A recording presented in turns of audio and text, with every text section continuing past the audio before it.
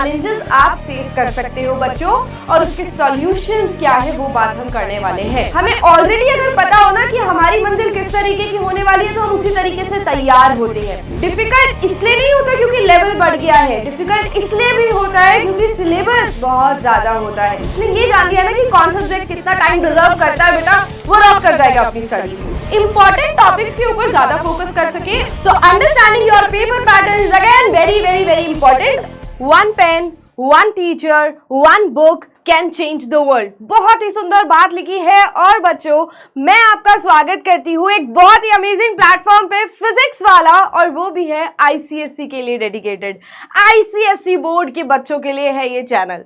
क्या बात करेंगे हम क्लास 10th की स्ट्रैटेजी, क्लास 10th के आईसीएसई स्टूडेंट्स को क्या क्या प्रॉब्लम फेस करनी पड़ती है, कैसी स्ट्रैटेजी को फॉलो करके वो इंप्रूव कर सकते हैं, टॉपर बन सकते हैं और अच्छे मार्क्स ला सकते हैं। अच्छे मार्क्स में हमेशा ये नहीं मानती कि 90+ ही बहुत अच्छे मार्क्स होते हैं, ऐसा नहीं होता है। देखो आप कितने बेहतर हुए हो कल से, आपने कल से कितना अच्छा किया है ना, वो ज्यादा मैटर करता है। तो आप अपनी परफॉर्मेंस को रेट करो, अपनी परफॉर्मेंस को कल से ज्यादा अच्छा बनाओ, और यही सारी बातें हम बात करेंगे। क्लास 10th आईसीएसई बोर्ड, देखो सीबीएसई के कंपैरिजन में आईसीएसई थोड़ा सा डिफिकल्ट होता है, थोड़ा नहीं लगाना चाहिए मुझे, काफी डिफिकल्ट होता है। डिफिकल्ट इसलिए नहीं होता क्योंकि लेवल बढ़ गया है, डिफिकल्ट इसलिए भी होता है क्योंकि सिलेबस बहुत ज्यादा होता है। उस चीज को ध्यान में रखते हुए क्या क्या चैलेंजेस आप फेस कर सकते हो बच्चों और उसके सॉल्यूशंस क्या है वो बात हम करने वाले हैं। So my name is Upasana Mongia, your biology mentor. मैं बायोलॉजी की टीचर हूं, बट आज का जो सेशन है उसमें हम बहुत सारी बातें करने वाले हैं about your challenges of class 10th ICSE student. जैसे मैं अगर तुम्हारे क्लास 10th में, मैं सीबीएसई बोर्ड से हूँ, बट अगर मैं आईसीएसई स्टूडेंट होती तो मैं किस तरीके से टैकल करती, क्या क्या चीजें, क्या क्या सॉल्यूशंस है, उसकी बात हम करने वाले हैं। अगर आप मेरे बारे में जानना चाहते हो तो यहाँ सब कुछ लिखा हुआ है। सो मैंने बहुत सारे स्टूडेंट्स को मेंटोर किया है, olympiad, NTSC, CBSE and ICSE तो चल ही रहा है।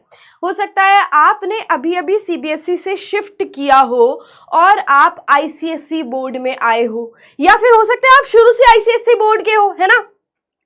तो जो भी सीन है, आप शुरू से आईसीएसई में पढ़ रहे हो या अभी अभी आपने सीबीएसई से आईसीएसई में शिफ्ट किया है, जो थोड़ा सा चैलेंजिंग हो सकता है क्योंकि Indian certificate of secondary education यानी कि आईसीएसई चैलेंजिंग हो सकता है।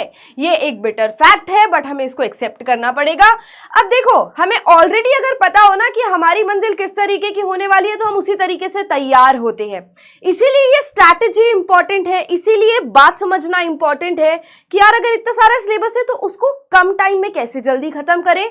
और यहाँ पर ना एक और चीज आपको देखनी होगी, मैं आपको एक रोड मैप बताने वाली हूँ सारे सब्जेक्ट्स के लिए, जो आपको हेल्प करेगा सारे सिलेबस को कोप अप करने में।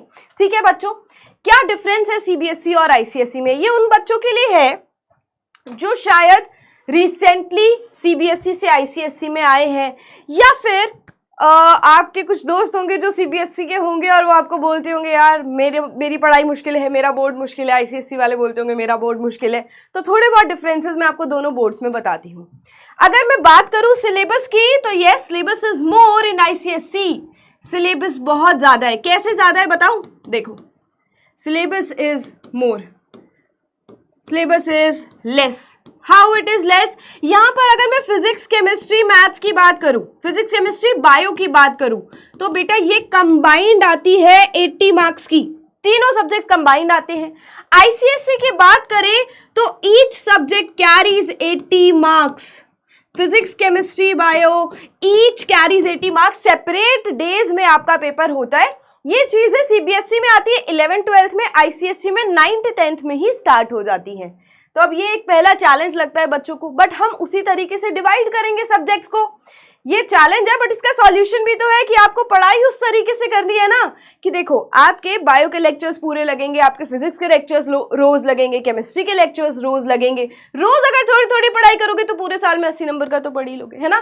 तो this is the difference syllabus में। अब सिलेबस में डिफरेंस है तो पेपर में भी डिफरेंस होगा, है ना। पेपर का जो पैटर्न होता है वो इसके और इसके कंपैरिजन में बहुत अलग होता है।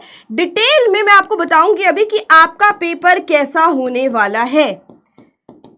Paper pattern is different. Obviously marks अलग अलग है ना, तो देखो यहाँ पर 80 में से ही बायो की अगर मैं बात करूँ तो 30 मार्क्स की आपकी बायो आती है और यहाँ पर आपकी पूरी 80 मार्क्स की बायो आने वाली है बेटा। तो ऑब्वियसली ज़्यादा सिलेबस, ज़्यादा अलग तरीके के क्वेश्चंस। बट एक और चीज़ बताऊँ, ये लेंदी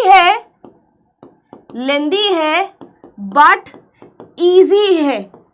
सिलेबस लेंदी है बट ईजी है। इजी कराना टीचर्स का काम होता है। देखो अगर आपको इजी नहीं लग रहा है तो आपको शायद कोई अच्छा गाइडेंस नहीं मिल रहा है।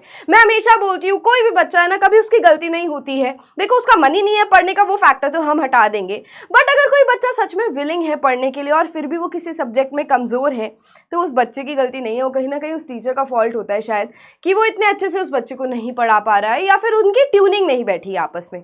तो it is never the fault of the students who are willing to study, who are willing to hard work. Now lengthy but easy because teachers are going to make it easy for you, and ये easy इसलिए भी है क्योंकि आपके book से questions आते हैं, questions from book and also from PYQs। CBSE में भी क्वेश्चंस आते हैं PYQ से, बट जितना ICSE में आते हैं वो लेवल नहीं है। यहाँ पर आपके टाइप ऑफ क्वेश्चंस कैसे होंगे that I am going to tell you बेटा। इसमें फिलअप्स जैसे क्वेश्चन आते हैं, ठीक है, fill ups and true false, arrange the following, जो आप 6th 7th 8th में करते थे, वो सारे क्वेश्चन है। ऑब्वियसली लेवल जरूर बढ़ जाएगा बट क्वेश्चंस कुछ इस टाइप के आएंगे। CBSE में just MCQs and very short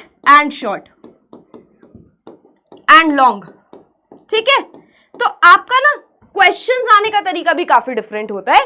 type of questions are also very very different when we talk about CBSE and ICSE। These are some basic differences. आपके Feb end से paper start हो जाते हैं, मार्च mid तक खत्म हो जाते हैं। एक टेंटेटिव डेट मैं आपको बता रही हूं। Now these are your subjects. कौन से सब्जेक्ट को कितना टाइम देना है, ये एक वाइज बच्चे की पहचान है। जिसने ये जान लिया ना कि कौन सा सब्जेक्ट कितना टाइम डिजर्व करता है बेटा, वो रॉक कर जाएगा अपनी स्टडीज में। जैसे अगर मैं बात करूं साइंस की, सबसे पहले साइंस की बात कर ले, है ना, मैं बायो पढ़ाती हूँ, साइंस अच्छा लगता है मुझे। तो अगर मैं फिजिक्स केमिस्ट्री की बात करूं, फिजिक्स केमिस्ट्री और बायो, तो इसमें तो तीनों में से सबसे ज्यादा स्कोरिंग है बायो। स्कोरिंग है, जो बुक में से पढ़ेंगे वैसे ही क्वेश्चंस आ जाएंगे। आपको तैयारी पूरी करा दी जाएगी टीचर्स के थ्रू कि ये क्वेश्चन इस तरीके से आ सकता है, ये क्वेश्चन किस तरीके से आ सकता है। बायो स्कोरिंग है, इजी है। जिन बच्चों को इजी नहीं लगती है बेटा, अगर आप पढ़ोगे समझोगे तो बायो इजी हो जाएगी। अपने दिमाग से ये वाला एक मिथ निकाल देना कि बायो एक रट्टे मार सब्जेक्ट है, क्योंकि आपको नहीं पता। आप रट्टे तो मैथ्स में भी मारते हो, आप केमिस्ट्री में भी मारते हो, फॉर्मूला तो याद करके जाना ही पड़ता है। और उसमें कोई दिक्कत वाली बात नहीं है, क्योंकि हमारा दिमाग इस तरीके से बना है बेटा कि हमारा दिमाग चीजों को लर्न कर सके, है ना। मम्मी पापा के नाम, फोन नंबर्स, पासवर्ड सब याद ही तो रखते हो। तो सेम तरीके से बायो भी स्कोरिंग बन जाती है जब आप उसको इस तरीके से कॉन्सेप्चुअल तरीके से समझो, छोटी छोटी ट्रिक्स से याद करो, इट विल बी इजी, पक्का, promise. Now physics and chemistry practice मांगता है। लर्निंग यहां पर भी है बट एक गुड प्रैक्टिस इसमें चाहिए। बायो का एक डायग्राम मैंने तुम्हें समझा दिया, तुम उसके पॉइंट्स लिखाओगे। फिजिक्स केमिस्ट्री में तुम्हें न्यूमेरिकल्स की प्रैक्टिस करनी है। केमिस्ट्री में आपको अगेन जो आपके मोल कॉन्सेप्ट वाले न्यूमेरिकल्स होते हैं वो करने हैं। केमिस्ट्री में आपको इक्वेशंस लर्न करनी है, बैलेंसिंग आपको अच्छे से आनी चाहिए। क्योंकि ये कॉन्सेप्चुअल है तो ज्यादा प्रैक्टिस मांगता है। ये इजी है, मैं खुद बायो की टीचर हूं और मैं बोलती हूँ हाँ बायो इजी है, यहाँ साइंस के मार्क्स को ऊपर कर सकती है, ठीक है। अब बात करें मैथ्स की। मैथ्स एक ऐसा सब्जेक्ट है जो कि इंपॉर्टेंट है, डिफिकल्ट भी हो सकता है कुछ बच्चों के लिए, बट अगर आप डेली प्रैक्टिस करोगे तो ये इजी हो जाएगा। अगर आप हफ्ते में 5 दिन मैथ्स कर रहे हो, रेगुलर आधा घंटा 1 घंटा रेगुलर कंसिस्टेंटली मैथ्स कर रहे हो, तो आपकी मैथ्स अच्छी हो सकती है। इसके अलावा और कोई सॉल्यूशन नहीं है। अगर आपको अभी क्लास 10th के क्वेश्चन समझ नहीं आ रहे हैं, इसका मतलब आपके बेसिक्स वीक हैं। आपको बेसिक वाली मैथ्स उठाकर उसकी प्रैक्टिस करनी होगी। ये आपको कोई बताता नहीं है। पता क्या करते हैं, जिन बच्चों को 10th के मैथ्स नहीं आ रही होती है वो लोग क्या करते हैं, उसी क्वेश्चन की प्रैक्टिस करेंगे, ऐसे ही क्वेश्चंस दे दिए जाएंगे। बट उस बच्चे को 15-20 दिन बेसिक्स कराना बहुत जरूरी है, जो कि मैथ्स के सिंपल बेसिक्स होते हैं, ठीक है। तो बेसिक से शुरुआत करो, 15-20 दिन अच्छे से डेडिकेट करो मैथ्स के लिए, फिर डेली प्रैक्टिस पे आओ। तुम्हें मैथ्स में 100 में से 100 भी मिल सकते हैं। मैथ्स ही तो एक ऐसा सब्जेक्ट है जिसमें आपने पूरा क्वेश्चन ठीक किया तो पूरे नंबर, स्पेलिंग की मतलब मार्क्स नहीं कटेंगे, स्पेलिंग में गलती हो गई, डायग्राम में एक लेबलिंग भूल गए तो मार्क्स नहीं कटेंगे, इक्वेशन गलत होगी तो मार्क्स नहीं कटेंगे। यहाँ पर आपको पूरा सम सॉल्व करना है और पूरे मार्क्स मिल सकते हैं। तो 100 में से 100 मैथ्स में ही आते हैं, जिन बच्चों को अच्छे से मैथ्स आती है। यहाँ फिर भी गलती हो सकती है, यहाँ अगर क्वेश्चन सही किया तो आपको मार्क्स कोई काट नहीं सकता। अब आ जाओ एसएसटी पे। एसएसटी भी स्कोरिंग है, एसएसटी भी स्कोरिंग है, जो आप बायो के कंपैरिजन में थोड़ा सा, मुझे ऐसा लगता है कि एसएसटी आपके लिए अगेन डिफिकल्ट हो सकती है, क्योंकि इसमें आपको ज्यादा डेट्स के बारे में याद करना है ना। Then again it is up to the teacher, जो कि आपको पीडब्ल्यू प्रोवाइड करेगा, इतना अमेजिंग टीचर कि आपको ज्यादा रट्टे नहीं मारने पड़ेंगे। सब बच्चों की भी बात नहीं है, कुछ बच्चों को एसएसटी बहुत अच्छी लगती है, जिनको पॉलिटिक्स में इंटरेस्ट है, इकोनॉमिक्स में इंटरेस्ट है, ज्योग्राफी में इंटरेस्ट है, हिस्ट्री में इंटरेस्ट है, उनको एसएसटी अच्छी लगेगी। आप किसी भी सब्जेक्ट में कॉम्प्रोमाइज नहीं कर सकते हो, क्योंकि सबसे वेटेज बनने वाली है। लैंग्वेज सब्जेक्ट पर आ जाए, इंग्लिश हिंदी जो भी आपका है, जो भी आपकी इंग्लिश का है, इंग्लिश 1 इंग्लिश 2 जो भी आपके कोर्सेज हैं, इसमें डेली हाफ आवर प्रैक्टिस अगर आप करते हो तो आपको इंग्लिश में अच्छे मार्क्स लाने से कोई नहीं रोक सकता। 2 सब्जेक्ट ऐसे हैं, देखो मैंने कौन से सब्जेक्ट्स पिक करे हैं जिनको आपको रोज प्रैक्टिस करना है। एक है मैथ्स और दूसरा है आपका इंग्लिश और हिंदी। इसमें चाहे आप आधा घंटा लगाओ रोज, बट लगाओ, क्योंकि इंग्लिश में आपको अपनी कल वाली इंग्लिश से ज्यादा इंप्रूव करना है। आपका राइटिंग सेक्शन आता है, आपके देखो स्टोरीज वाली पार्ट की बात नहीं कर रही हूं मैं, शेक्सपियर तो आपको समझना ही होगा, वो कुछ बच्चों को डिफिकल्ट इजी लग सकता है, उसके लिए आपको अपनी मेहनत करनी है। मैं बात कर रही हूँ राइटिंग पार्ट की। जब आप राइटिंग सेक्शन पे आते हो तो वहां पर आपको नहीं पता आपकी कॉपी कौन सा टीचर चेक कर रहा है, बेटा वो कितने भी मार्क्स काट सकता है। मूड अच्छा हुआ तो 10 में से 9 दे दिए, मूड अच्छा नहीं हुआ, आपका प्रेजेंटेशन उनको अच्छा नहीं लगा, चाहे आपने बेस्ट दिया हो, उनको अच्छा नहीं लगा तो मार्क्स काट लेंगे। तो आपको अपनी तरफ से कोई कमी नहीं छोड़नी है, इसके लिए मेहनत मांगते हैं ये सब्जेक्ट्स। रोज का आधा घंटा या 15 मिनट भी अगर आप दो, 15-20 मिनट भी अगर आप दोगे तो आपकी इंग्लिश और हिंदी अच्छी हो सकती है। कंप्यूटर्स सेम, लास्ट मिनट पे अगर आपको लगता है कि आप कंप्यूटर में रॉक कर सकते हो तो वो आपकी स्ट्रैटेजी है, बट कंप्यूटर्स आपके सारे सब्जेक्ट की वेटेज पर इंपैक्ट कर सकता है। That is why you need a better investment in computers also. चाहे आप दिन के 15-20 मिनट लगाओ या फिर आप हफ्ते में 1 या 2 दिन कंप्यूटर्स को दे रहे हो तो भी दैट इज सफिशिएंट। तो आपको एक अच्छा टाइम देना है एक वीक के अंदर। लंबे गोल सेट करने की जरूरत नहीं है, छोटे छोटे गोल सेट करने हैं। तो this is how you are going to target all your subjects. I hope this is clear and simple for you. इसमें कुछ ऐसा नहीं है, ये बातें आपको कोई बताता नहीं है, आप बस ना एक लूप होल में फंसे रहते हो। आपको सिर्फ एक स्ट्रेस रहता है, यार हिंदी का बहुत सिलेबस है, यार इंग्लिश का बहुत सिलेबस है, यार कंप्यूटर्स का बहुत सिलेबस है। आप थोड़ा थोड़ा टाइम दो, 15 मिनट तो आपको पता भी नहीं चलता कि कब निकल जाते हैं, है ना। मार्केट गए 15 मिनट पता ही नहीं चलता कब निकल गए। गेम में फोन में गेम खेलना शुरू कर दिया तो भी आपको नहीं पता चलता 1 घंटा कब निकल गया। तो यहाँ तो सिर्फ 15 मिनट देने हैं किसी सब्जेक्ट को। So this is easy for you. Class 10th के बच्चे होकर आप इस चीज में कॉम्प्रोमाइज नहीं कर सकते। अगर आप थोड़े से भी सीरियस हो अपनी स्टडीज को लेकर तो आपको डिसिप्लिन और कंसिस्टेंसी अपनी लाइफ में लानी पड़ेगी, क्योंकि तब बहुत बुरा लगता है जब लास्ट में रिजल्ट आता है, दोस्त का या आसपास पड़ोसियों के बच्चों का रिजल्ट आता है और उनको बहुत अप्रिसिएशन मिलता है, फिर थोड़ा सा रिग्रेट आता है मन में कि काश यार पढ़ लेते। जब टाइम था, जब मैं गेम्स खेल रहा था या मैं टाइम वेस्ट कर रही थी, काश तब मैं पढ़ लेता या पढ़ लेती। बहुत रिग्रेट होता है उस टाइम पर और वो टाइम लौट कर नहीं आता है। मेहनत करो, अपने तरीके से करो, अपना स्केड्यूल बनाओ and follow it every day. This is your target, ठीक है। Now this is a very beautiful road map for you, जो क्लास 10th के बच्चे को फॉलो करना चाहिए, हर बच्चे को फॉलो करना चाहिए। आप कोई भी बैटल में जा रहे हो, जैसे हमारे राजा महाराजा थे, उन्होंने भी कितनी लड़ाइयां लड़ी हैं। वो किसी भी बैटल में जाते थे अगर, तो बिना तैयारी के तो नहीं जाते होंगे, वो बहुत तैयारी करके बैटल में जाते थे। तो आपके लिए भी कोई बोर्ड एग्जाम बैटल से कम तो है नहीं, है ना। आपको भी बहुत अच्छा स्कोर करना है, आपके लिए क्वेश्चंस वो सिपाही हैं जो आपके ऊपर वार कर रहे हैं, तो आप बिना प्रैक्टिस और प्रिपरेशन के नहीं जा सकते हो। क्या तैयारी है, क्या स्ट्रैटेजी है, क्या रोड मैप रहेगा, आपकी स्क्रीन के ऊपर है। एक एक करके we are going to discuss everything. यहाँ पर सबसे पहले नंबर पे बात करनी है सेट गोल्स की। यहाँ पर कौन से गोल्स की बात हो रही है? Everyday goals we are talking about. School गए, स्कूल में अच्छे से पढ़ाई करी है, आप सेटिस्फाइड हो अपनी मेहनत से तो ठीक है, नहीं हो सेटिस्फाइड तो आपको स्कूल का काम भी घर आकर बहुत अच्छे से करना होगा। अब आप क्लास 10th के बच्चे हो, नोट्स का जो काम होता है उसको पढ़ाई मत माना करो। जैसे करते थे ना तुम 7th 8th में सारे करते थे, मम्मी पापा को दिखाने के लिए कि हम पढ़ रहे हैं, अपना रिटर्न वर्क कर रहे हो घर पे, किसी की कॉपी ले आए उसमें से नोट्स कॉपी कर रहे हो, है ना। So this is not the time कि आप इस चीज में अपना टाइम वेस्ट करें। किसी दिन एब्सेंट हो गए हो, बीमार हो, तो अपने फ्रेंड्स की नोटबुक लेकर फोटोकॉपी कराने में कोई प्रॉब्लम नहीं है। आपको अपना टाइम वेस्ट नहीं करना, your time is valuable to you, ठीक है। So set goals. अगर मैं एक क्लास 10th की ICSE की बच्ची हूँ तो मैं स्कूल जा रही हूँ, टीचर्स ने अपने पास अपना पूरा लेक्चर प्लान किया हुआ है, वो मैं उस टाइम बहुत अच्छे से समझूंगी। रीजन बीइंग, आपकी 80% मेहनत क्लास में ही हो जाती है जब आप एक गुड लिसनर बनते हो। सोचो तुम्हारे सामने कोई मूवी चल रही है, ठीक है, तुम्हें कितनी जल्दी वो याद हो जाएगी अगर तुम फोकस करोगे।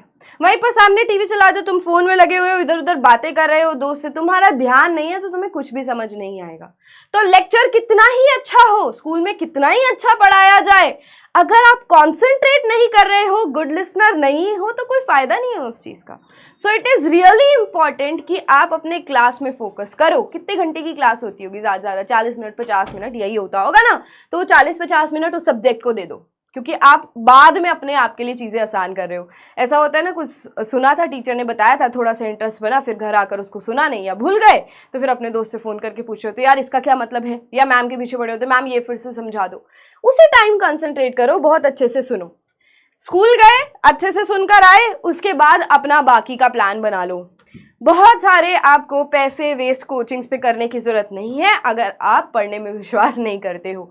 आप तभी इन्वेस्ट कीजिए बेटा जब आप बहुत ज्यादा विलिंग है पढ़ाई करने के लिए, ठीक है, एंड आपको लगता है कि हाँ आपको किसी कोचिंग से फायदा हो रहा है। तो PW पे अभी तक हमारे विक्ट्री और रेडियंट के बैचेस चल रहे थे 10th और 9th के ICSE बोर्ड के, बट अब बहुत सारे बच्चों को ध्यान में रखते हुए this is the YouTube channel जिसमें आपको ICSE का इतना कंटेंट दिया जाएगा कि आपके पैसे वेस्ट नहीं होंगे, ठीक है। तो यही एक इंटेंट है PW की टीम का आपके लिए चैनल लेकर आने का।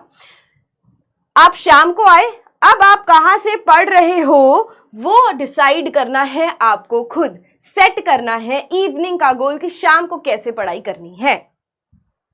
लो, अगर आप PW का ही लेक्चर लगा रहे हो, अगर आप बैच के बच्चे हो या फिर अगर आप YouTube से पढ़ रहे हो, set your small short goals कि 2 घंटे आज मुझे मैथ्स को देने हैं, 2 घंटे मुझे आज केमिस्ट्री को देने हैं, 2 घंटे मुझे आज फिजिक्स को देने हैं। 2 घंटे ज्यादा लग रहे तो 1 घंटा कर लो, बट आपको रोज अपना टाइम टेबल सेट करना है। बच्चे क्या करते हैं, एक टाइम टेबल बना देते हैं बिल्कुल ऐसे सुंदर सा और उसको कहीं चिपका देते हैं अपने कबर्ड पे, वॉल पे। आप कब तक उसको फॉलो कर पाओगे? नहीं कर पाते हैं आजकल, क्योंकि आपके पास डिस्ट्रैक्शंस बहुत ज्यादा हैं।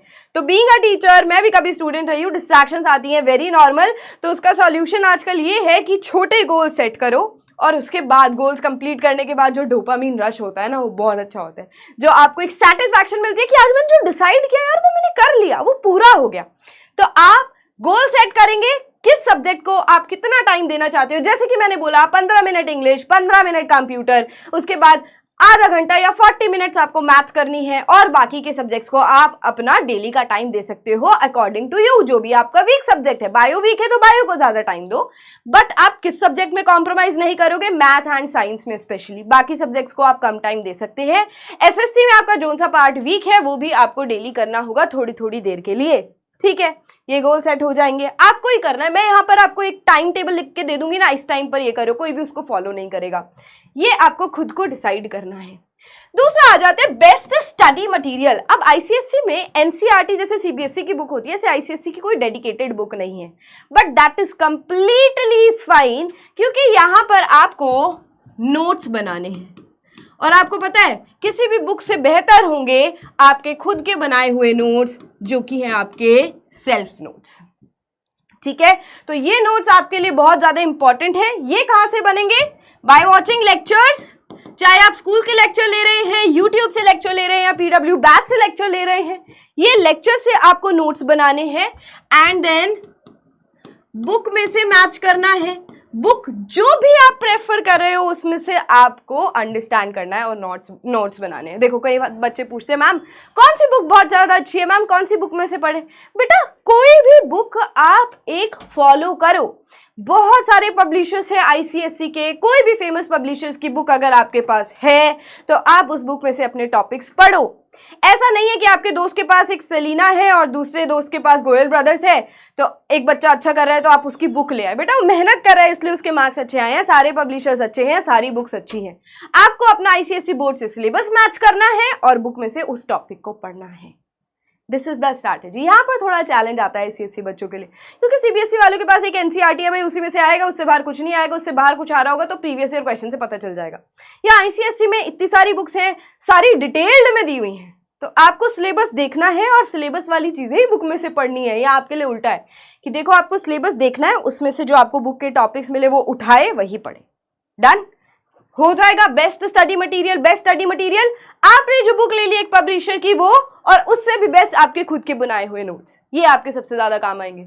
आपके नोट्स वो साथी हैं जो लास्ट मिनट पे आपकी हेल्प करने वाले हैं। जो इंपॉर्टेंट बात है आप अपने नोट्स में लिखोगे ना, कितनी बार ऐसा होता है कि जो नोट्स में लिखा था वही क्वेश्चन पेपर में आता है, एज इट इज आता है। तो अपने नोट्स अच्छे बनाओ, अंडरस्टैंड सिलेबस। अब तो 10th में आ गए हो या 9th के भी बच्चे अगर मुझे देख रहे हैं, वैसे 10th के लिए है video.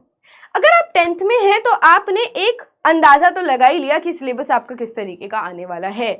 Now you need a better understanding of syllabus, ताकि आप 80-20 वाला रूल फॉलो कर सको। 80-20 वाला रूल क्या है बेटा, ये मैं आपको बताती हूँ। 80 का मतलब है ज्यादातर रिपीटेड पार्ट्स जो आपके बार बार आ रहे हैं। आने वाली क्लासेस के अंदर मैं आपको बताऊंगी कि 80% पोर्शन किस में से आ रहा है। 80% आ रहा है आपकी कुछ यूनिट्स के क्वेश्चंस जो बार बार रिपीट हो रहे हैं, या कुछ इंपॉर्टेंट चैप्टर्स जिसमें से क्वेश्चंस आते हैं। तो उसमें तो कोई कॉम्प्रोमाइज करना ही नहीं है, वो तो आपको समझना ही है। आपको खुद ही पता चल जाएगा, नर्वस सिस्टम से बहुत ज्यादा क्वेश्चंस आते हैं, प्लांट फिजियोलॉजी नहीं खत्म हो रही है, प्लांट फिजियोलॉजी से बहुत सारे क्वेश्चंस आते हैं, पॉल्यूशन वाले चैप्टर से बहुत सारे क्वेश्चंस आते हैं। तो ये जो आपके इंपॉर्टेंट चैप्टर्स के जैसे मैंने अभी नाम लिए, हर साल इनसे क्वेश्चन आ ही रहे हैं ना, बल्क में क्वेश्चन आ रहे हैं ना, तो इस पर तो कॉम्प्रोमाइज करना ही नहीं है। 80% तो ये हो गया। बाकी 20% जो थोड़ा एक्स्ट्रा है, जो आपके लिए नया हो सकता है, जो आपकी तैयारी से थोड़ा सा बाहर होगा, बट पूरा पढ़ के जाओगे तो ये भी हो जाएगा। हो गए ना 100, 80 + 20 100। तो अंडरस्टैंडिंग सिलेबस इज इंपॉर्टेंट, ताकि आप इंपॉर्टेंट टॉपिक्स के ऊपर ज्यादा फोकस कर सकें, और जो थोड़े कम इंपॉर्टेंट है उसमें अपना टाइम ज्यादा वेस्ट ना करें। कुछ बच्चे एक एक चैप्टर पूरा दिन लेकर बैठे रहते हैं और वो खत्म ही नहीं होता, पता चलता है और उसमें तो 5 नंबर का क्वेश्चन आया था, और एक चैप्टर इसमें से 14 मार्क्स का क्वेश्चन आया था, 14 मार्क्स का वो चैप्टर आया था। तो हो गया ना आपका टाइम वेस्ट। काश आप वो उस चैप्टर जो इंपॉर्टेंट चैप्टर उस पर पूरा दिन लगाते तो आपके 14 मार्क्स मिल जाते आपको। तो ये थोड़ी सी वाइज चीजें होती हैं जो एक टॉपर बच्चे को भी फॉलो करना चाहिए, एक एवरेज बच्चे को भी फॉलो करना चाहिए, और मेरे फेवरेट बैक बेंचर्स को भी फॉलो करना चाहिए।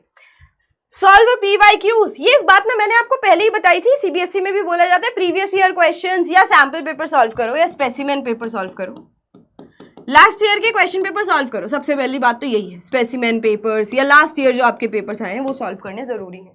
आईसीएसई में 80% पेपर पिछले साल के आईडीए से ही बनता है। जो पिछले साल का आपका सारा सिलेबस है, जो कंटेंट है, जो चैप्टर का परसेंटेज है उस पेपर के अंदर, मोर और लेस वही रिपीट होता है।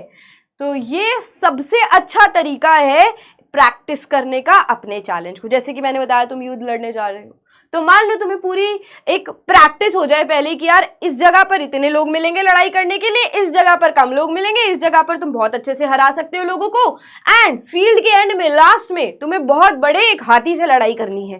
तो आइडिया हो जाएगा। जब आप पहले से प्रिपेयर्ड होगे तो आपके ऊपर कोई ऐसे अचानक से हमला नहीं कर सकता। इसलिए प्रिपेयर्ड रहना है, सॉल्व करने हैं PYQs, प्रीवियस ईयर क्वेश्चंस और प्रीवियस ईयर पेपर्स। ठीक है, रिवीजन एंड रिव्यू, इसमें ज्यादा बात मुझे करने की जरूरत नहीं है। सिंपल सी बात मैं आपको बताती हूँ।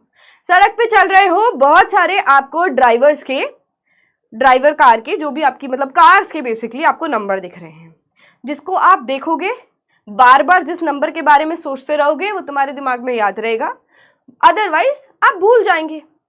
4-5 फोन नंबर की लिस्ट मैं आपको दे दूं, अगर आप उन नंबर को रात तक सोचते रहे तो वो आपको याद हो जाएंगे, अदरवाइज आप भूल जाओगे। Yes, this is how our brain works. 2 memories हैं, 2 जगह ढक्कन बने हुए जहां पर हमें स्टोर करना है अपनी मेमोरी को। एक जब आपने सुन लिया शॉर्ट टर्म मेमोरी में जाकर स्टोर हो गया, जैसे मैंने बायो का एक चैप्टर पढ़ा है, शॉर्ट टर्म मेमोरी में जाकर स्टोर हो गया।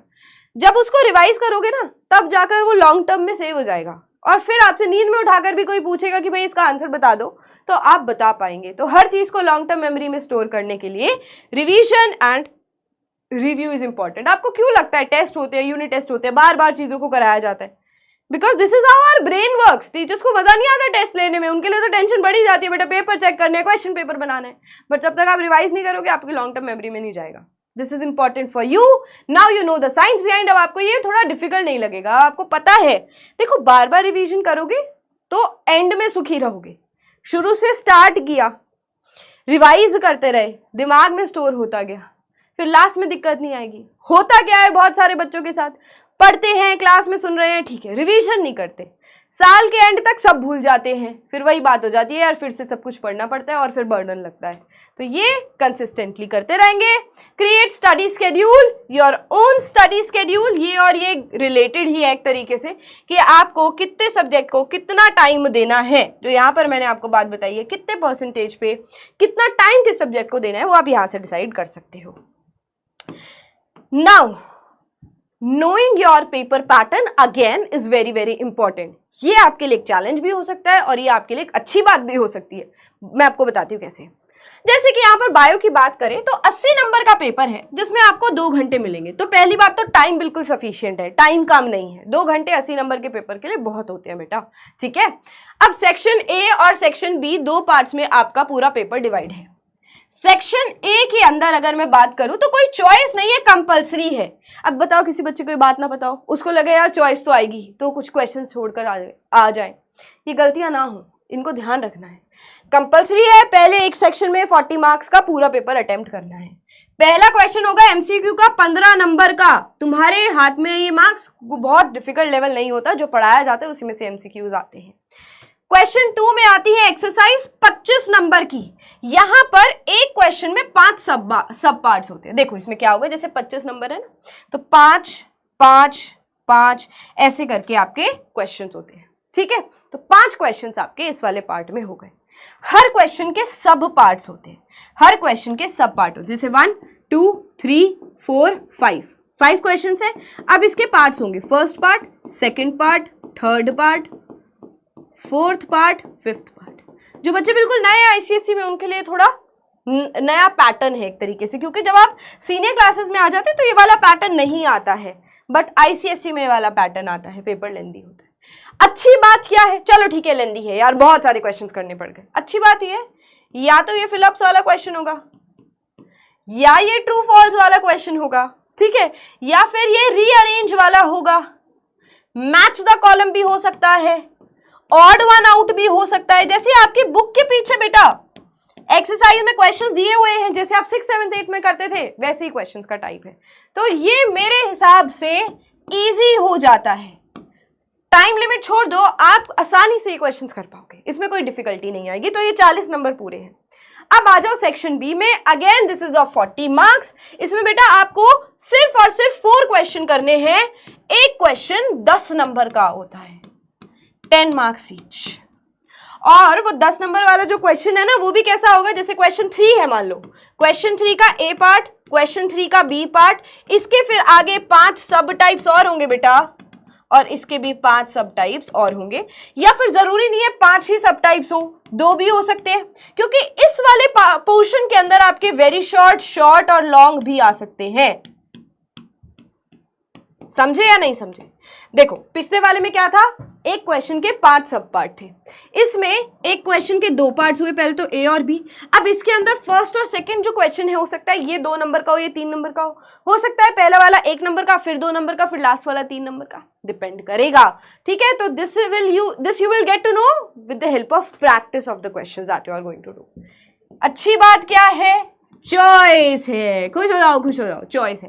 तो एक क्वेश्चन नहीं भी आता है तो आप चूज करके इसमें से लिख सकते हो, बट यहाँ पर कॉम्बिनेशन कुछ डिसाइडेड नहीं होता कि इस चैप्टर का ही ए पार्ट भी होगा और इस चैप्टर का ही बी पार्ट होगा, ऐसा नहीं होता है। सो understanding your paper pattern is again very very very important. और अगर आप प्रैक्टिस करते हो, शुरू से जो चीजें बताइए फॉलो करते रहोगे तो कोई दिक्कत नहीं आएगी। Now is best time table. अब टाइम टेबल तो आपको लग रहा था मैम सब्जेक्ट होना चाहिए, यहाँ टाइम लिखा होना चाहिए, नहीं, आपका बेस्ट टाइम टेबल पता है क्या है? पहले तो हो जाओ स्ट्रेस फ्री। अगर आप स्ट्रेस फ्री हो जाओगे तो ही आप सारी चीजें मैनेज कर पाओगे। स्ट्रेस फ्री कब रहोगे? देख बहुत नेचुरल सी बात बताती हूँ मैं आपको, आपके पास टाइम कम है, सिलेबस ज्यादा है, स्ट्रेस होगा, नेचुरल बात है। तो वो नौबत आने ही मत दो, पहले से ही पढ़ो, है ना। अभी भी लेट नहीं हुआ है, आप अभी भी अगर स्टार्ट करोगे तो एंड तक आते आते आपका सिलेबस खत्म हो सकता है, टाइम से पहले खत्म हो सकता है।